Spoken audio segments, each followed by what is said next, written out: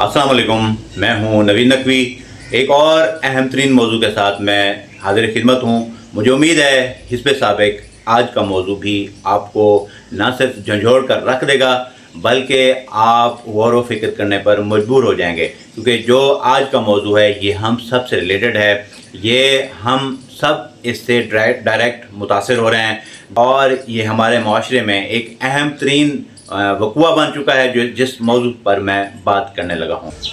अभी चंद दिन पहले सरगोदा में मुंतहा नामी एक 7 साल बच्ची को एक जिनसी दरिंदे ने इंतहाई बेदर्दी से कत्ल कर दिया था और उसकी कब्र की मिट्टी अभी खुश्क नहीं हुई थी कि कराची में एक और मासूम कली को मसल कर रख दिया गया है।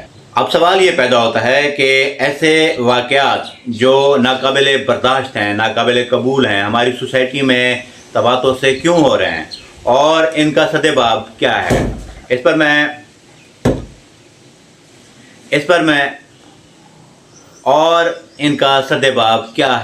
मैं थोड़ी सी तफसील से बात करूंगा, लेकिन मैं पहले दोनों वाक़यात किस तरह रूनुमा हुए उनके बारे में आपको मैं ब्रीफ करता जाऊं।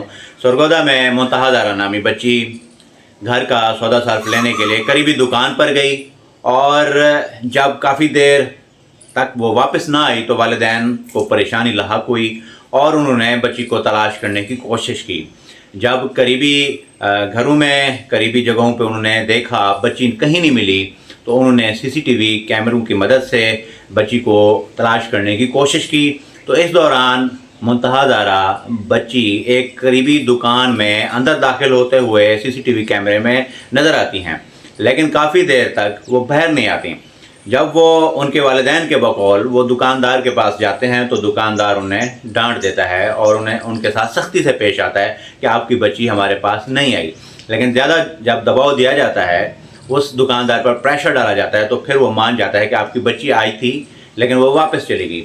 मजबूरन पुलिस की मदद हासिल की जाती है। जब पुलिस वहाँ रेड करती है तो एक गोदाम में बच्ची की लाश बरामद होती है। पोस्टमार्टम रिपोर्ट करवाई जाती है। पोस्टमार्टम करवाया जाता है तो उस रिपोर्ट में साबित हो जाता है कि बच्ची के साथ जिनसी ज़्यादती की गई है और घी के कनस्तर के साथ जो एक पतरा होता है उसकी शाहरग को काट कर उसे कत्ल कर दिया जाता है। तो पूरे मुल्क में एक तूफ़ान बर्पा हो जाता है और सीसीडी पर पुलिस पर यह डिमांड की जाती है उनसे कि कातिल को जल्द अज जल्द गिरफ़्तार किया जाए और उसे जहन्नम किया जाए। तो सीसीडी ने हिस्ब तवक्को अपनी जदीद तरीन महारत के साथ अपनी सलाहियतों को इस्तेमाल करते हुए, क्योंकि जो सीसीडी है वो जराइम की बेख करने के लिए हमेशा कमर बस्ता है और जो मुजरमान हैं उनको वासिल जहन्नम करने के लिए अपनी पूरी तगोदो कर रहा है, और जिसका नतीजा ओवरऑल ये निकला है कि पूरे पंजाब में जराइम में वाज़ेह कमी आ चुकी है। और लेकिन ये अफसोसनाक वाक़यात भी तवातुर के साथ हो रहे हैं। इंशाअल्लाह ताला इसका सदबाब भी हो जाएगा। हिस्ब तवक्को सीसीडी ने उस मुलज़िम को जिसका नाम अरसलान है उसे गिरफ़्तार किया गया और उसके बाद उसका इनकाउंटर भी कर दिया गया।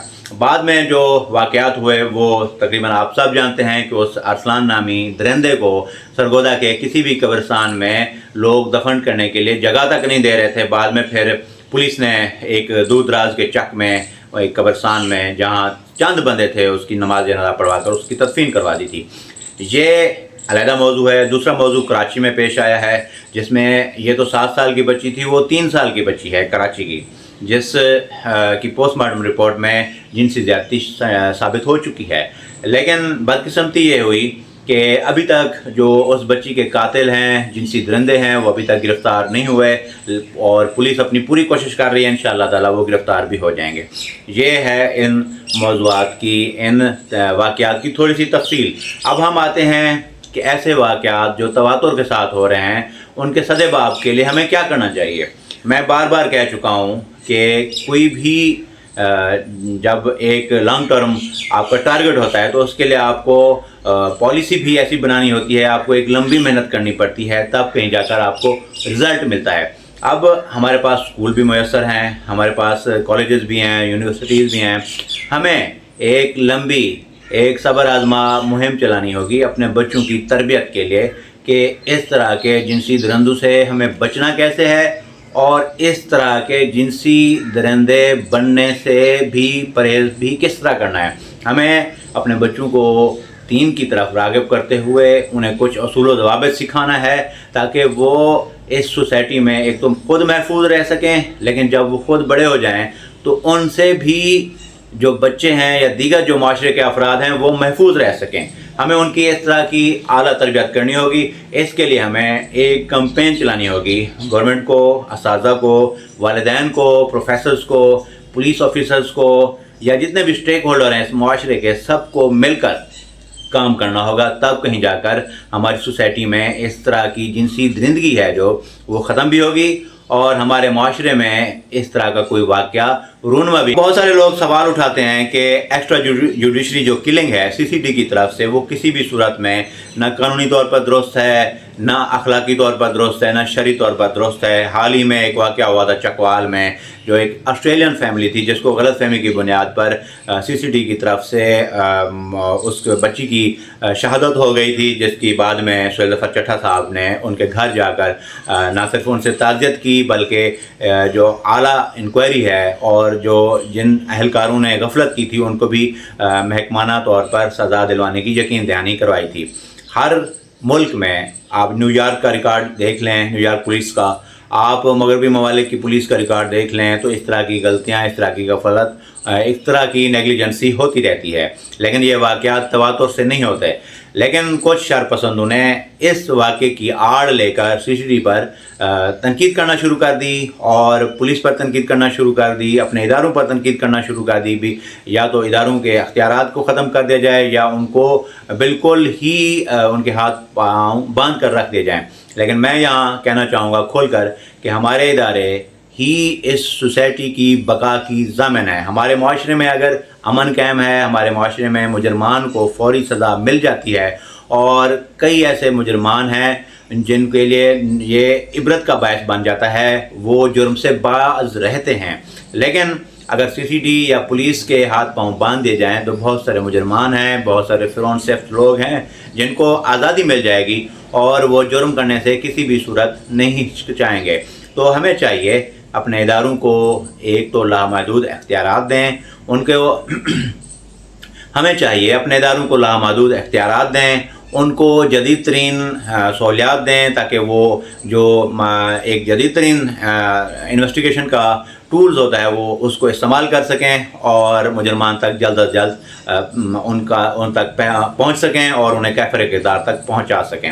اب یہ جو واقعات ہو رہے ہیں اس طرح کے، خاص طور پر ریپ کے اور معصوم بچوں کے ساتھ، یہ اس اکیلے مجرم کا قصور بالکل ہے، لیکن صرف اس کا ہی نہیں ہے، یہ ہم سب اس کے ذمہ دار ہیں. ہمیں کچھ نہ کچھ اخلاقی جو قواعد و ضوابط ہیں ان کو نافذ کرنا ہوگا ہماری سوسائٹی پر. ہمارے جب نوجوان بے روزگار ہوں گے، جب انہیں سوشل میڈیا پر ہر طرح کی ویب سائٹوں پر رسائی حاصل ہوگی، تو اس طرح کے واقعات رونما ہونا کوئی بعید نہیں ہے. ہمیں سب سے پہلے تو جو سوشل میڈیا پر فحش ویب سائٹ ہیں ان پر سختی سے پابندی لگانی ہوگی، ان کو بند کرنا ہوگا.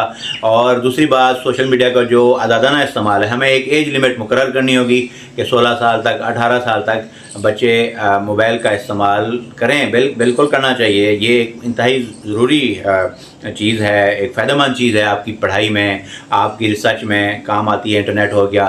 لیکن کچھ اصول و ضوابط والدین کو، اساتذہ کو طے کرنے ہوں گے تاکہ جو آنے والی نسلیں ہیں وہ ان میں بگاڑ نہ پیدا ہو، بلکہ وہ جو جدید ترین ٹیکنالوجی ہے اس کو صحیح طریقے سے استعمال کر سکیں.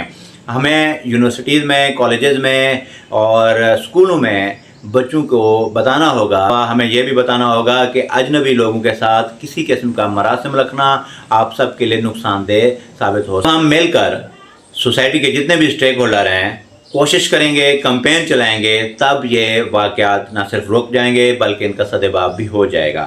اگر ہم اسی طرح غفلت کا شکار رہے، اسی طرح ہم سوچتے رہے کہ ہمیں، ہماری فیملی، ہمارے بچے تو محفوظ ہیں، ہمیں کیا، تو یہ خدا نخواستہ آپ تک، مجھ تک بھی یہ جنسی درندے پہنچ سکتے ہیں، ہمارے بچوں تک بھی پہنچ سکتے ہیں. تو آئیں مل کر کمپین چلائیں، آئیں مل کر اپنے اداروں کا ساتھ دیں، اور تاکہ اس طرح کے جو جنسی مجرم ہیں، درندے ہیں، ان کا خاتمہ کیا جا سکے. دوسری جو اہم ترین میں بات کہنا چاہوں گا، سوشل میڈیا کے عادانہ استعمال کے ساتھ ساتھ ہمارے معاشرے میں ابھی تک منشیات فروشی بھی ختم نہیں ہو سکی ہے. منشیات فروشی بھی ہے. نشے کی جو لت ہے، یہ نشہ چاہے کسی بھی قسم کا ہو، چاہے وہ سگریٹ کا، میں سمجھتا ہوں، میں سگریٹ کو بھی نشہ سمجھتا ہوں. اس طرح کی کوئی بھی عادت ہے، شراب نوشی ہے یا دیگر چیزیں ہیں، وہ بھی ہماری سوسائٹی میں ابھی تک مکمل طور پر ختم نہیں ہو سکی ہیں. ہمیں اس پر بھی سختی سے کنٹرول کرنا ہوگا، کیونکہ بہت سارے ایسے لوگ ہیں جو چوری کی وجہ سے، نشے کی لت کی وجہ سے بچوں پر جنسی حملہ کرتے ہیں اور اغوا برائے تاوان کرنے کی کوشش کرتے ہیں، جس کی وجہ سے ان سے اس طرح کے جرائم سرزد ہو جاتے ہیں. اب ہمیں غفلت کا شکار نہیں ہونا چاہیے. اب ہمیں بالکل آنکھیں کھلی رکھنی ہوگی. ہمیں اس طرح کے جو جرائم ہیں ان پر مکمل طور پر قابو پانے کے لیے ہم سب کو مل کر کام کرنا ہوگا.